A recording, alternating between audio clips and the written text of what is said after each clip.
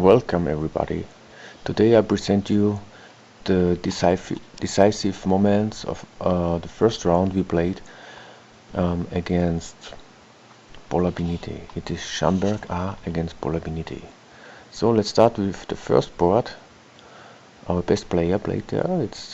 His name is David and he is very young. So I can show you the whole game because it is not very long. This is kind of Italian game. It's very popular just to avoid some theory. And here white delays very cleverly castling. And so black didn't want to play h6, but now you see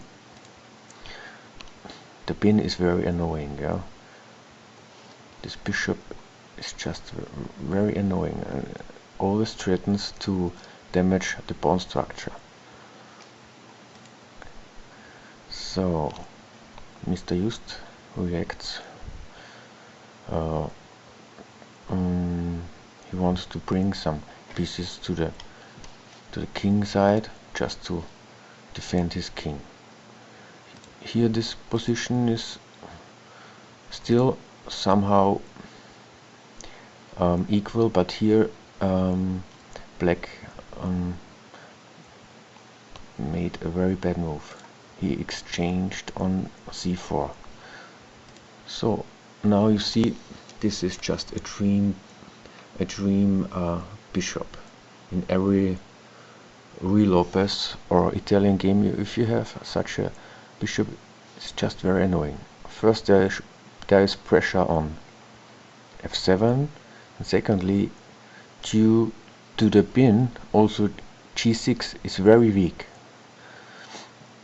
So let's see how the game progresses.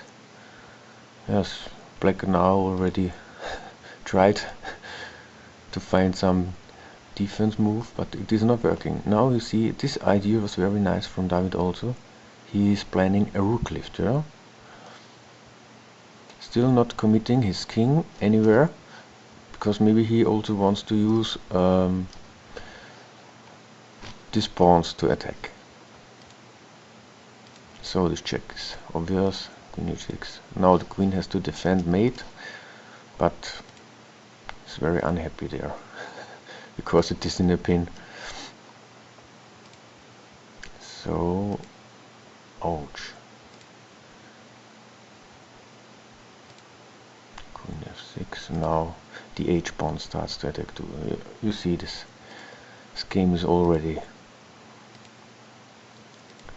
lost. And now here is a very nice queen sacrifice. You already see it. David unfortunately didn't saw it. He just saw the win and he played g6. You see there is always a mate here. But I just want to show you this queen sacrifice, because the funny thing of this is that there are two double checks in a row. The first double check, yes, so the king has to go, and the second double check, yeah. So this would have been a very nice finish, yeah.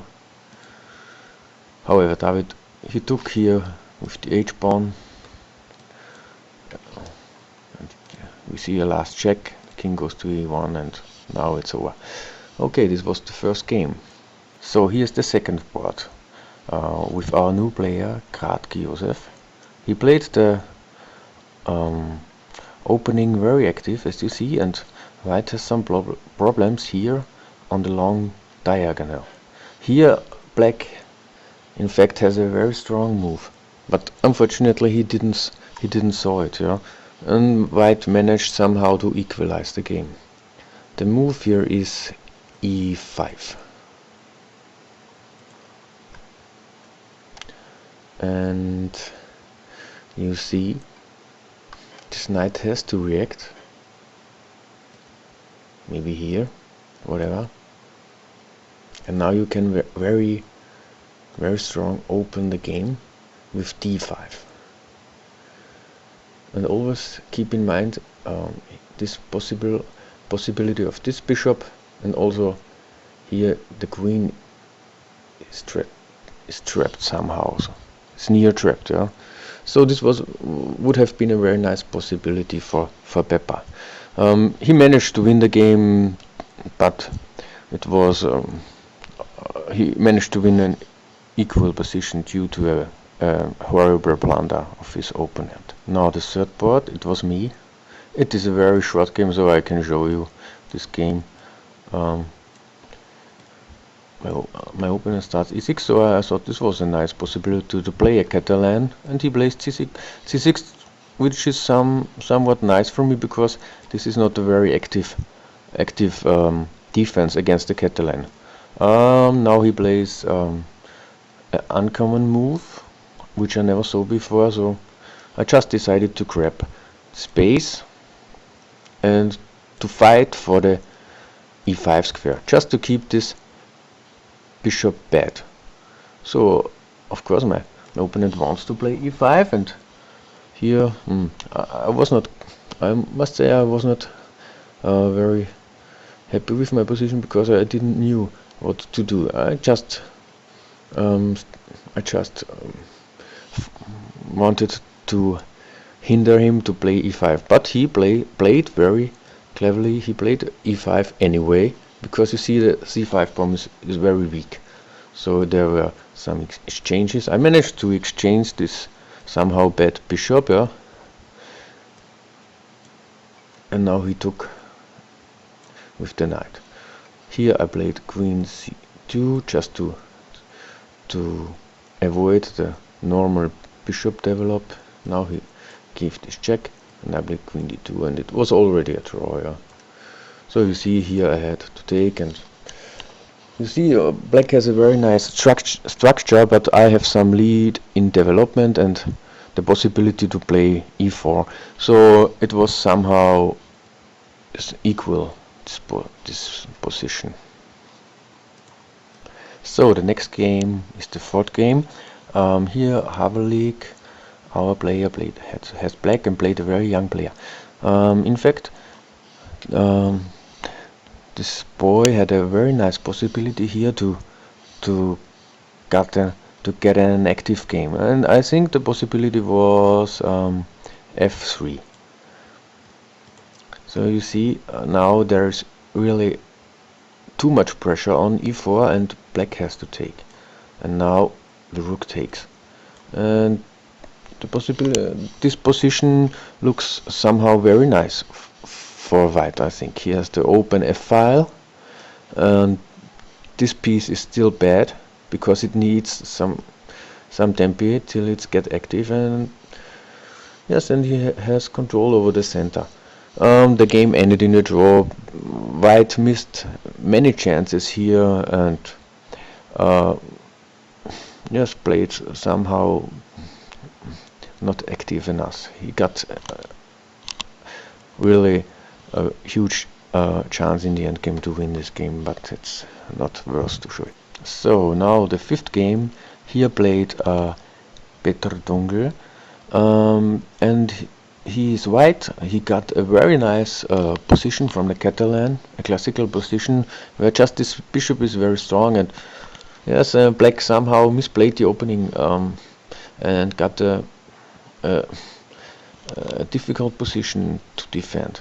Here white has a very strong move, but it is not very easy to see. You see this queen looks very strong on c5, also your own queen is strong on d4, so you have to decide what to do. In fact, it's not the best to exchange the queen, because if you move the queen away, you will win another tempo with this bishop to e3 move. So here was a very strong move, and the move is, do you see it? It's not easy to spot. It's queen to a4. Yes, and you see all pieces will get into play very quick. This is not an option for black. Maybe Petr was somehow afraid of this move, but you play just queen e5, and you see this rook has very big problems, because this bishop will go to e7, and probably you will win the exchange very quickly. So now our sixth board here played Kamil, and he played a very strong young player.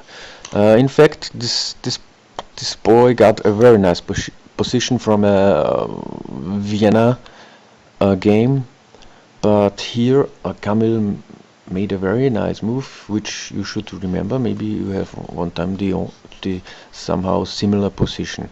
And the move here is knight to e4. Yes, and it's very nice because white just have problems. If he take, there will be enormous pressure against d4. So the game somehow continues like this, and still white is somehow better because he has the open f-file and has an advantage, because black's counterplay will take time. Unfortunately, the Matej Bulpan, his name is, he didn't understood the position and didn't play for a kingside attack, and he lost. And here is the seventh board. Here played our captain Carlos Tomas. You see, this is a Berlin defense, and I think I don't really understand this position, but I think that Tomas did a very nice job here, because he just got a very active position as white. So he didn't play for a while, but yes, here he starts to play h3 and g4, and I think it is very important for black to fight for the white squares here. This is the only thing I know about this position. You see, now he advances, and now you prepare f4. So you see that white has a very nice position here, but however, the opponent managed to defend this. Activates the king. Now he wants to support f5, and the opponent plays f5 himself. And here you see that the position is already equal, because white managed to exchange, and this bishop stayed on the board. And now the last board. Here plays our oldest player, Zamberk A. He is older than 80 years already, but he still plays a very strong and active chess. This was some kind of Sicilian, I think Sveshnikov. And here white committed a big blunder. He just played f4 and gave this pawn away. So, but I think the position is still playable, but they were already in time trouble, and here maybe black also played somehow weak move. He exchanges this nice bishop against this knight. So the game ended in a draw, but it was a very interesting game. So thanks for watching, and we will see us. You will hear the next episode in 2 weeks.